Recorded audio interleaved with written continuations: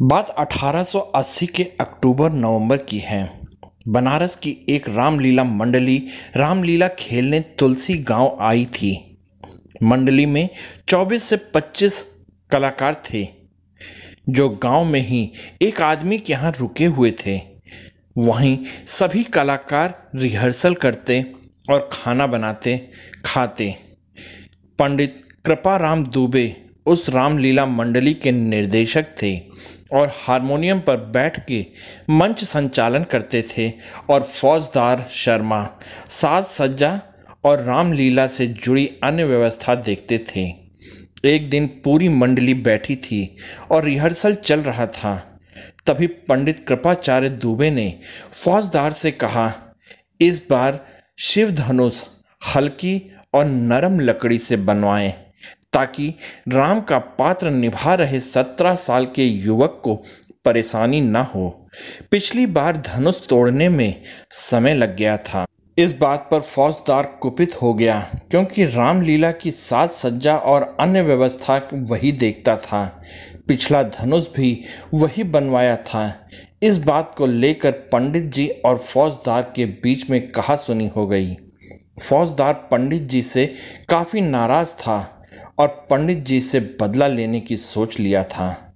संयोग से अगले ही दिन सीता स्वयंवर और शिव धनुष भंग का मंचन होना था। फौजदार और मंडली जिसके घर रुकी थी, उनके घर गया और कहा, रामलीला में लोहे के एक क्षण की जरूरत आन पड़ी है, दे दीजिए। गृहस्वामी ने उसे एक बड़ा और मोटा लोहे का छड़ दे दिया। छड़ लेके फौजदार दूसरे गांव के लोहार के पास गया और उसे धनुष का आकार दिलवा दिया। रास्ते में उसने धनुष पर कपड़ा लपेटकर और रंगीन कागज से सजा के गांव के एक आदमी के घर में रखवा दिया। रात में रामलीला शुरू हुई तो फौजदार ने चुपके से धनुष बदल दिया और लोहे वाला धनुष ले जाके मंच के आगे रख दिया और खुद पर्दे के पीछे जाकर तमाशा देखने के लिए खड़ा हो गया।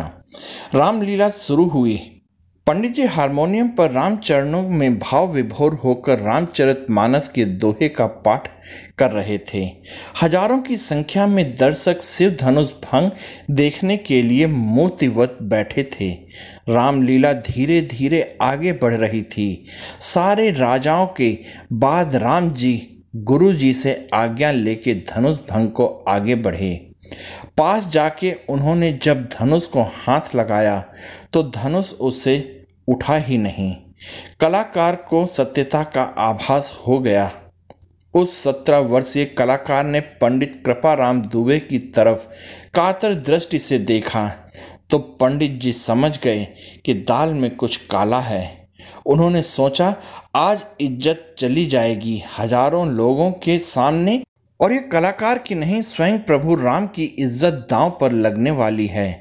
पंडित जी ने कलाकार को आंखों से रुकने और धनुष की प्रदक्षिणा करने के संदेश दिए और स्वयं को मर्यादा पुरुषोत्तम के चरणों में समर्पित करते हुए आंख बंद करके उंगलियां हारमोनियम पर रख दी और राम जी की स्तुति करने लगे। जिन लोगों ने ये लीला अपनी आंखों से देखी थी, बाद में उन्होंने बताया कि इस इशारे के बाद जैसे ही पंडित जी ने आंख बंद करके हारमोनियम पर हाथ रखा, हारमोनियम से उसी पल दिव्य सुर निकलने लगे। वैसा वादन करते हुए किसी ने पंडित जी को कभी नहीं देखा था। सारे दर्शक मूर्तिवत हो गए। नगाड़े से निकलने वाली परंपरागत आवाज भीषण दुधुम्बी में बदल गई। पेट्रोमैक्स की धीमी रोशनी बढ़ने लगी। आसमान में बिन बादल बिजली कौंधने लगी। पूरा पंडाल अद्भुत आकाशीय प्रकाश से रह रहकर प्रकाशमान हो रहा था। दर्शकों के कुछ समझ में नहीं आ रहा था कि क्या हो रहा है और क्यों हो रहा है।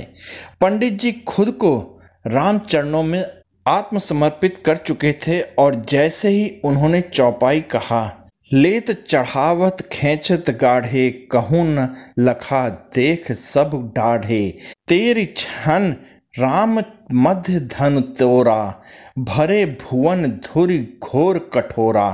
पंडित जी की ये चौपाई पढ़ते ही आसमान में भीषण बिजली कौंधने लगी और मंच पर रखे लोहे के धनुष को कलाकार ने दो भाग में तोड़ दिया। लोग कहते हैं कि ये सब कैसे हुआ और कब हुआ, किसी ने कुछ नहीं देखा, सब एक पल में हो गया। धनुष टूटने के बाद सब स्थिति अगले ही पल सामान्य हो गई। पंडित जी मंच के बीच गए और टूटे धनुष और कलाकार के सम्मुख दंडवत हो गए। लोग शिव धनुष भंग कर जय श्री राम का उद्घोषण कर रहे थे और पंडित जी की आंखों में श्रद्धा के आंसू निकल रहे थे। राम सबके हैं, एक बार राम होकर तो देखिए। जय श्री राम। आप सब लोगों को ये वीडियो कैसी लगी कृपया कमेंट करके मुझे बताइएगा। साथ ही आप लोग इस वीडियो में मेरे साथ बने रहे, इसके लिए आप सबका बहुत बहुत धन्यवाद और जय हिंद दोस्तों।